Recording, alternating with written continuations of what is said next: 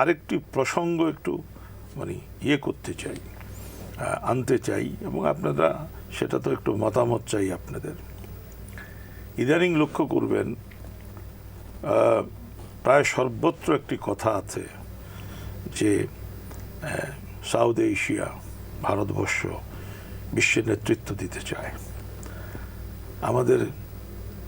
আমাদেরকে বিশ্ব সঠিকভাবে মূল্যায়ন করুক, সেটা সাউথ এশিয়ান হিসাবে আমরা চাই।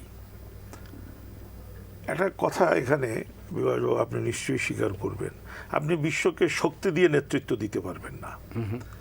আপনি যদি আগামী বিশ্বকে নেতৃত্ব দিতে চান, তাহলে আপনার যে উন্নত সংস্কৃতি, আপনি কি পৃথিবীকে গান দিয়েছেন, শিল্পকলা দিয়েছেন, সাহিত্য দিয়েছেন, ভালোবাসা দিয়েছেন, ধর্ম দিয়েছেন, আপনার ওইগুলোতে আসতে হবে।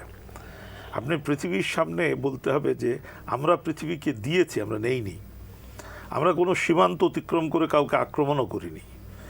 এইখানে এই যে দক্ষিণ এশিয়ার পৃথিবীতে নেতৃত্ব দেওয়ার যে অভিপ্রায়, সংস্কৃতি একটা বিশাল ব্যাপার, বিশাল ব্যাপার।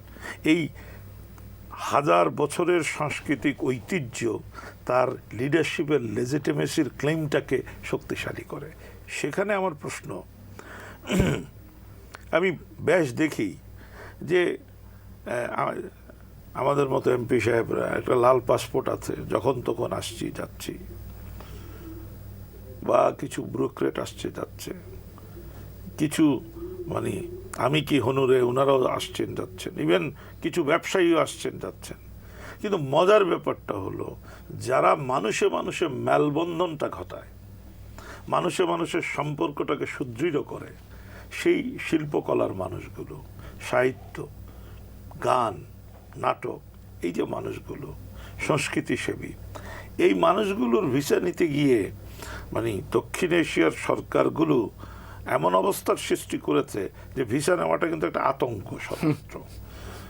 সেখানে মাননীয় সংসদ আপনাকে প্রশ্ন করতে চাই, আমরা কি এরকম প্রশ্ন করতে পারি না, বা এমন একটা জিনিস কি আমরা আনতে পারি না যে দক্ষিণ এশিয়ার সার্কের অন্তর্ভুক্ত সরকারগুলো স্ব দেশের অন্তত 100 জন সংস্কৃতিসেবী, নাট্যকর্মী, মানে সবাইকে মিলে, নাটকসেবী, গায়ক, সবাইকে মিলে অন্তত প্রাথমিক পর্যায়ে 100 জনকে সার্ক ভিসা দেন, so that they can go, they can exchange. Paschimbanga থেকে বিশিষ্ট শিল্পী, সাহিত্যিক, গায়ক, আবৃত্তিকার, নানা রকমের নাটকের দল হিসেবে আমার সৌভাগ্য যে আমার দল সেইবারে সুযোগ পেয়েছিল যেতে, এবং ওখানে 2টি নাটক করেছিলাম 1974 সালে। 2টি নাটক করে ফেব্রুয়ারি মাসে, 21শে ফেব্রুয়ারি লাগোয়া সেই উৎসব ছিল, সেখানে রাজরক্ত এবং চাক ভাঙা, সেটা আমার জীবনের স্মরণীয় ঘটনা, এ বিষয়ে কোনো সন্দেহ নেই। কিন্তু তারপর থেকে আমি দেখেছি যে একটা সময় এলো যখন আমরা কিন্তু সহজে আমরা যদি আমন্ত্রণ পাই বাংলাদেশ থেকে, তখন আমাদের কাছে সেই নানা রকম বিবরণ চেয়ে পাঠানো হয়, আপনাদের অমুক নাম্বার তমুক নাম্বার অনেক আগে পাঠাতে হবে, এই করতে হবে এই করতে হবে, সেই সব। অথচ আমি জানি না ওপাশে কী হয়, আমরা যখন কোনো বাংলাদেশের দলকে আমন্ত্রণ করি, তারা কিন্তু কখনো আমরা কিন্তু কখনো আমাদের কাছে, আমাদের এখানকার সরকার এই সংস্থা থেকে কখনো বলা হয় না যে ওদের নাম দিন, ওদের অমুক দিন, ওদের পাসপোর্ট নাম্বার দিন, ওদের কখনো বলে না।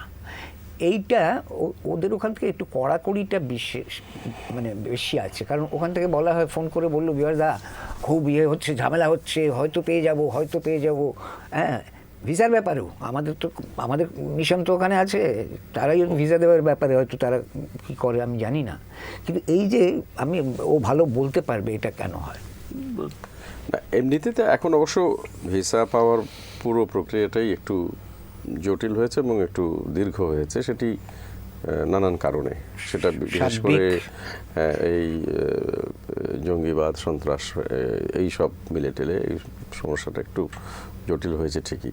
তবে পাশাপাশি তোমার কথাটাও সত্য যে আমরা যদি এখানে নাটক করতে আসি বা অনুষ্ঠান করতে আসি, হয়তো এখান থেকে একটি চিঠি যথেষ্ট, একটি আমন্ত্রণপত্র, সেটি ভারতীয় হাইকমিশনে জমা দিলে ভিসাটা পাওয়া যায়। কিন্তু এখান থেকে যদি কেউ যেতে চায় তাহলে একটু সময় বেশি লাগে, কিছু সরকারি নিয়মগুলো হয়েছে। এই নিয়মটি কিন্তু আগে ছিল না, 96 সালে একটি নিয়ম করা হয়েছিল যে এরকম যদি কেউ আসে তাহলে শুধুমাত্র সংস্কৃতি মন্ত্রণালয় থেকে একটু অনুমতি নিতে হবে। প্রেসিডেন্ট এরশাদের আমলেও কিন্তু এটা ছিল না, তখনও কিন্তু তখনও যাতায়াতটা অনেক সহজ ছিল। ছিল। পরবর্তীকালে অনেকগুলো ঘটনা ঘটেছে যার পরিপ্রেক্ষিতে এইগুলো হয়েছে। একটা তো সন্ত্রাসের বিষয়গুলো ছিল, আরেকটি ছিল যে একজন শিল্পী এলেন, তিনি ওখানে অনুষ্ঠান করলেন, পরবর্তীকালে তিনি অনুযোগ করলেন যে আমাকে তো ঠিকমতো আমার সঙ্গে যা যা কথা হয়েছিল সেগুলো ঠিকমতো মানা হয়নি ইত্যাদি নানান অভিযোগ এইটা একটা যাওয়ার ব্যাপার। পরে এই সমস্যাগুলো কিছু কিছু হয়েছে বলে সরকার এখন এই ব্যাপারে কতগুলো সিদ্ধান্ত নিয়েছে। তারপরেও আমি মনে করি যে এই বিষয়টি শুধুমাত্র সংস্কৃতি মন্ত্রণালয় একাই যদি এটিকে তাদের নিয়ন্ত্রণে রাখে এবং সরাসরি অনুমতি দানের ক্ষমতাটি যদি তাদের থাকে তাহলে আর পুরো প্রক্রিয়াটি অনেক সহজ হয়ে আসবে। আর আপনি যেটি প্রস্তাব করলেন, আমি কিন্তু সংসদে একবার প্রস্তাব করেছিলাম যে বাংলাদেশে ভিআইপি আছে, ভেরি ইম্পর্ট্যান্ট পারসন, সিআইপি আছে, সেটা কি? সেটা হলো কমার্শিয়ালি ইম্পর্ট্যান্ট পারসন। আচ্ছা, তো আমি বলেছিলাম যে কালচারালি ইম্পর্ট্যান্ট পারসন সিআইপি এটাই হবে না কেন, এটা হবে না কেন? কারণ এবং এটার জন্য ক্রাইটেরিয়া ঠিক করাও আমাদের জন্য খুব কঠিন কিছু নয়। আমরা কতগুলো ক্রাইটেরিয়া ঠিক করতেই পারি। যিনি স্বাধীনতা পদক পেয়েছেন, যিনি 21শে পদক পেয়েছেন, বা চলচ্চিত্রে সঙ্গীতে জাতীয় পুরস্কার পেয়েছেন, এই মানুষগুলোর একটা তালিকা তো আমরা খুব সহজেই করে ফেলতে পারি। আজকে আমার অনুষ্ঠানের এখানেই আমরা ইতি টানছি। আমি শুধু একটা কথা মনে করিয়ে দেব যে বিত্ত প্রয়োজন, কিন্তু বিত্তের সাধনা করতে গিয়ে চিত্তের অপমৃত্যু ডেকে আনবেন না।